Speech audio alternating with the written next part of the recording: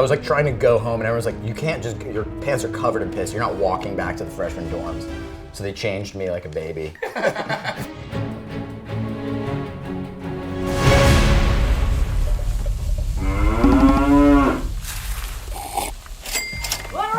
And I'll be having chili cheese fries and a chicken sandwich. I'm here with William Stillwell of House Langdon. Yeah. Fourth of his name, rightful heir to the Isle of Montauk, mixer of beats, enemy of gluten, treasurer of fraternity men, captain of the Seven Kingdoms. Welcome to 60 for 60. That's everything. Yeah. You don't need to know anything else about me. You know where I got that? Where? Can I show you? Thought you might recognize it. Oh my God.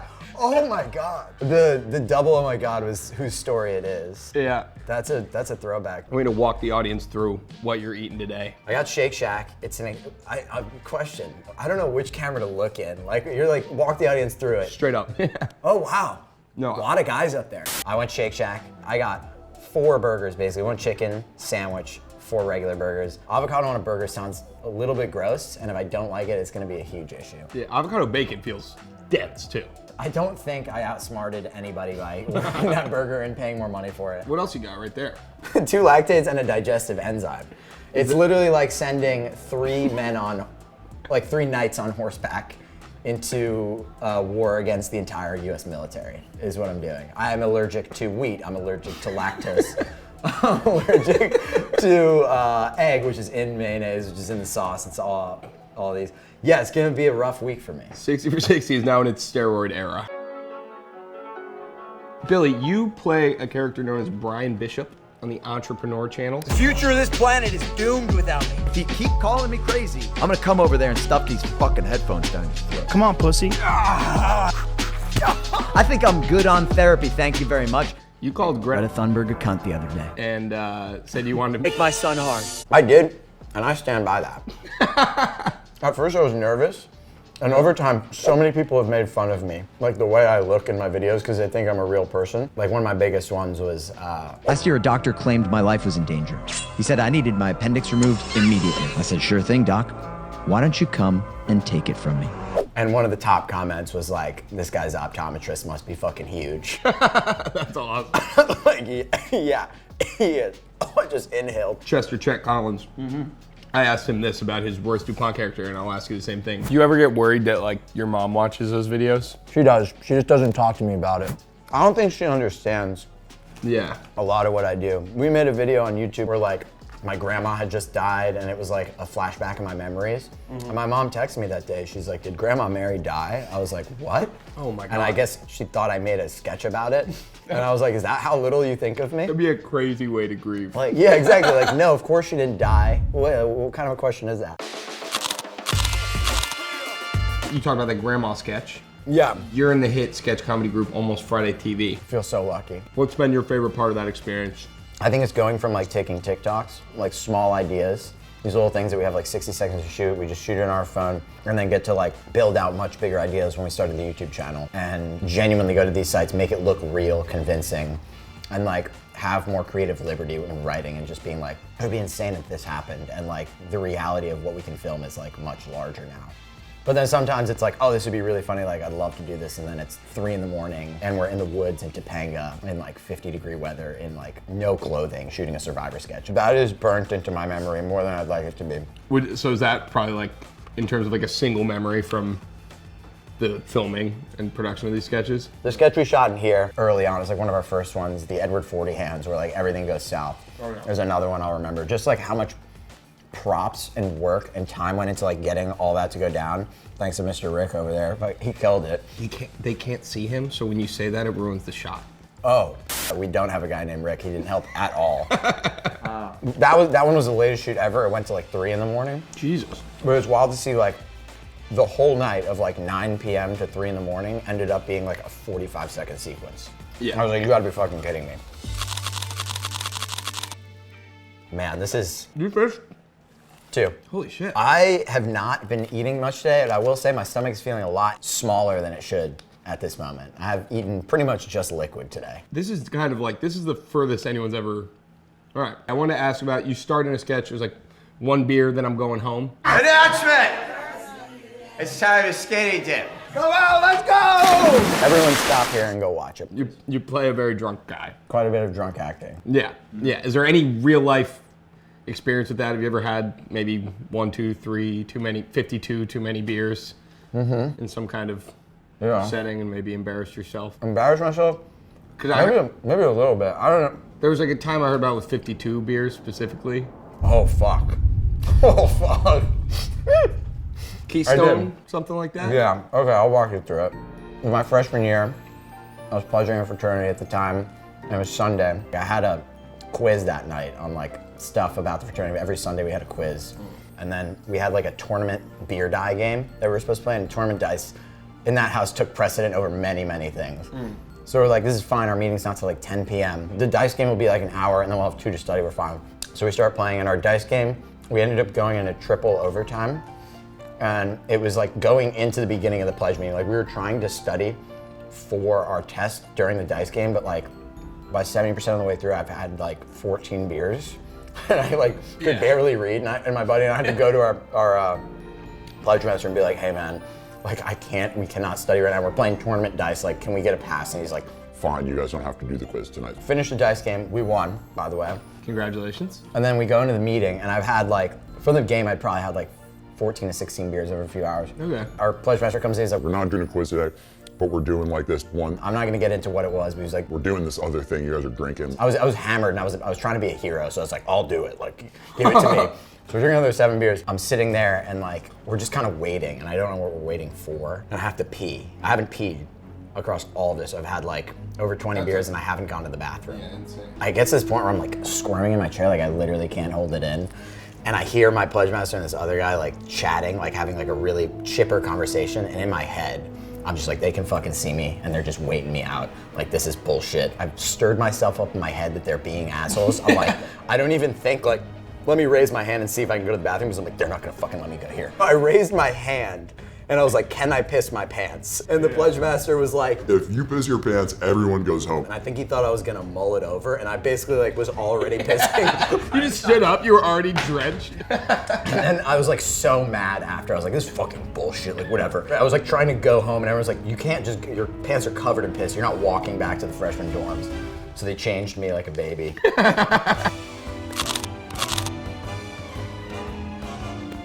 How do you feel like you have grown as an actor since you've come out to LA? Yeah, I look back at the old stuff being like, what was going on here? Even like right before I got out here in the beginning, the acting wasn't quite there. Chet and I had like the big series of Hogwarts lawyers, and I'm kind of just like, I don't even know if I find these funny. I think like maybe Those are funny. I think part of it is like if I were doing it now, I could have done it a lot better.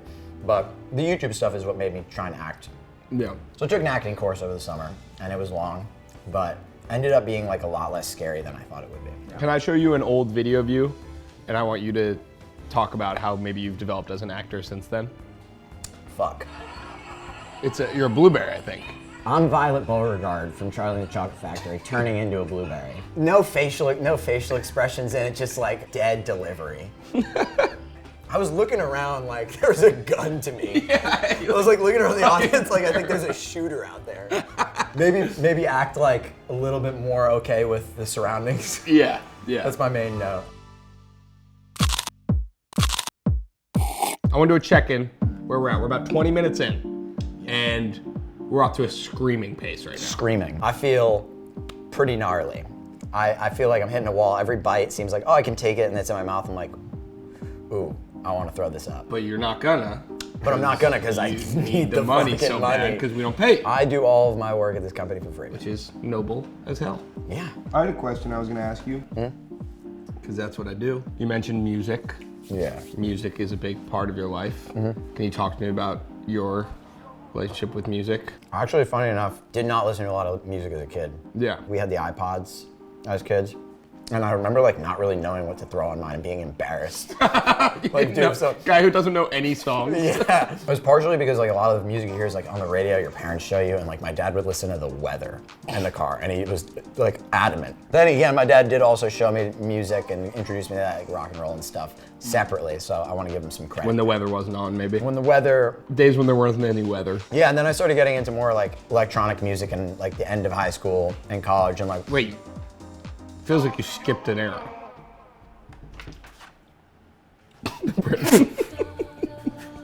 Yeah. I was in an all-male a cappella group. What about it? And you all wore matching Letterman jackets? You know what? You were a founding member of the Blue I Notes. was. Yeah. I didn't deserve to be in there, honestly. I never really had that great of a voice. You're like a personality hire. I was just adding some pizzazz up there. I sang one solo in high school and I just did not feel great about it. I sang Stay by Rihanna. No way. Yeah, you have dude. a video of that? No. Damn it. I don't know, Can it's you probably do it out for there. us right now? Huh? Feel about it, something in the way you move. It's not bad. It was better at one point. And my balls dropped. And that made it worse. That was it, yeah, I made it worse. Did you learn anything musically from your relationship with the Spears family as you were developing as a Nothing. musician? I was trying to poach them Yeah. for some information. I'm putting the picture right here.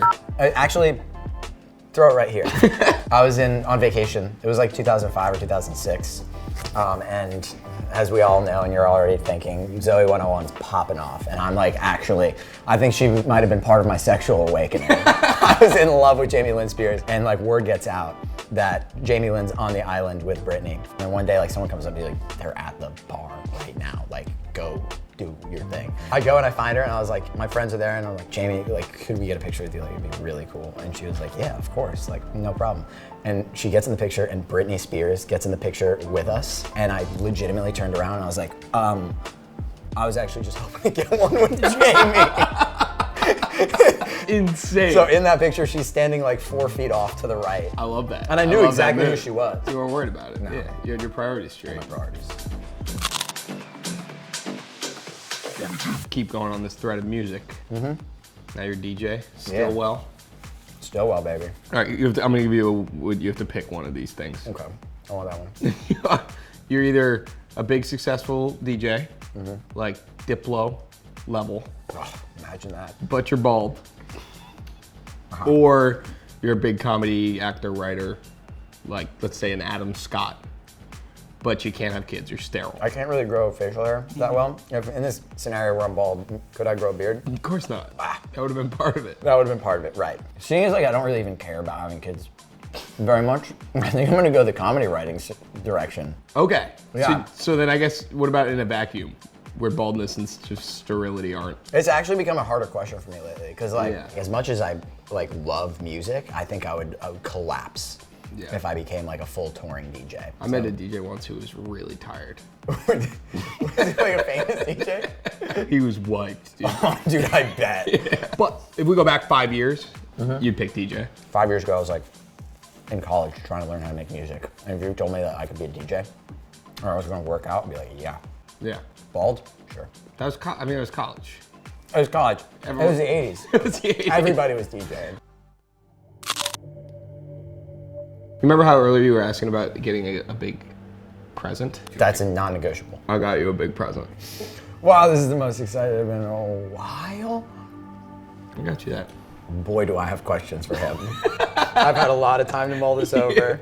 To think in the moment that I looked him in the eyes and said, I'm good. Yeah. It's pretty crazy. Can you tell, people don't know what you're talking about at home. Yeah, I did ayahuasca last spring. There were like 3 big huts in the place that we did it, and it was like all guided by these like shamans and whatnot. And the way you go up in the beginning of the ceremony, they have like a thing, and you go up with your little cup, they fill it with like a tablespoon, and they do this like shh, like weird noise, and you go and you sit down, and everyone drinks it together. And within like 10 minutes, I wasn't really feeling much, and then everyone around me was like screaming and crying and vomiting, and I was like, surely this, like, I'm not feeling it, because if I were feeling it, I would be doing that. And the first indication that I knew I was feeling it was a piece of corn with arms and legs and a mouth and eyes came up to me and was like, hey, can I help you? And I was like, can you answer any of my questions? And he was like, about corn? I could, yeah. And I was like, then I'm good. And he's like, okay. And then he walked off. That was your last chance. And that was my last chance, and I don't think I'll ever see the corn man again. But that can be I have this memory. guy to take with me. And it comes with a little affirmation on it too. I may be a tiny corn, but I believe in you. Go do your thing. Pretty cool. Honestly, I kind of needed to hear that. Talk about writing. Was there any writing you really liked as a kid? Probably. probably. Probably. I got you another present. This book. You talked to my mom? What the fuck? It's Falling Up by Shel Silverstein. Yeah, I haven't seen this book in years. Yeah. I mean, the only possible person you could have talked to that would know this is my mom, but she sometimes can't even remember my name. So She's nonverbal. She's nonverbal ever since the car accident. I hit my mom with a car, very intentionally. I have a video to show you. Some dummy built this pencil wrong. The eraser's down here where the point belongs. And the point's up here where the eraser belongs, so it's no good to me. It's amazing how stupid some people can be. I remembered about 2 days ago that Skylar had access to like all my family's videos and memories. No. I found these in like a World War II era bunker. You have 11 minutes and 30 seconds left. You've got about, I'd say 85% of a burger left and a whole thing of fries. Yeah. How you feeling? I got a couple fries. Pretty full. Yeah. Pretty full. Can I try your glasses on? What's going on with those glasses? How's it feel? Not a lot happening here. Oh God. Would you go as far as to say as you feel no different? Yeah, like it's almost like feels like blue light glasses. Is that do you want to come clean right now? Crazy that you peddle fake news on this show. Chad has tried to push this narrative for so long that my glasses are fake. I almost got in a fight with a guy my senior year of high school. I was visiting Boston College. That's why I went. And this huge kid was really dead set. He's like, those are fucking, he was bullying a high schooler, by the way. Yeah, I was sick. It was BC, dude. That's what we did. He was screaming at me at a tailgate. My glasses were fake. I got so mad. I wasn't gonna hit him. I'm a coward. Yeah, of course. They're not fake. They're pretty light prescription. Yeah. It's weird that Chet has made me long for worse eyes. But yeah, they're pretty. It's a light prescription. They're real. They're real. What did you just do with that burger? Moved it out of my way so I could eat some fries. Took a little break. Yeah. Are you feeling like you're gonna pull this off? No. Do I get like a 5-minute warning? Yeah. Oh, is that 20 seconds? 9 minutes. Oh, okay. I was like, wow, thanks. Oh, maybe I need stronger glasses. Because your eyes are bad. I wanted to talk to you about, we dug up some of your old social media posts that were... Dude, I cleanse that shit. What do you got? You cleansed Facebook? Yeah, I thought I did. I don't think you did.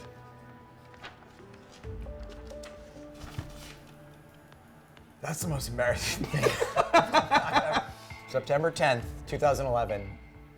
Yeah. Real good timing. Yeah, I what the wonder hell what was on that? my mind. Yeah. I love poo, I love poop. That's the closest I've ever gotten to weighing in on that event. Yeah. And here's what I'll say about that. Some things never change, my friend. Yeah, I think that's still your thing. I'm 27 years old and I think poop is one of the funniest things on planet Earth. Yeah, no, you're probably not gonna get it. No, I can't. I don't want to vomit. Dude, I was watching a World War II doc the other day. Yeah. Like even a new one that came out, it's called like On the Front Lines. Yeah. Really good. But I had this like OCD flare up watching it where like they were showing Hitler's expansion through Europe and it was like covering areas and it wasn't covering certain areas. And the OCD in me was watching the red fill up and I was like, fuck, like if he could just get that little corner over there. 10, 9, 8, 7, 6, 5 and a 5, half. 5 and a half, 5 3/4. We're going back up. 5, 4, 3, 2, 1. To be this close. Closest anyone's ever gotten. Billy, thank you for coming on 60 for 60. Anything you want to plug? I think there's something behind you. Oh, you motherfucker. World War II on the front lines. You gotta check it out. And then Avatar: The Last Airbender. Guy has no idea how this works. That's it. I meant like your... No, I know. Yeah, cool. Thanks, Billy. Almost Friday TV. Check us out on YouTube.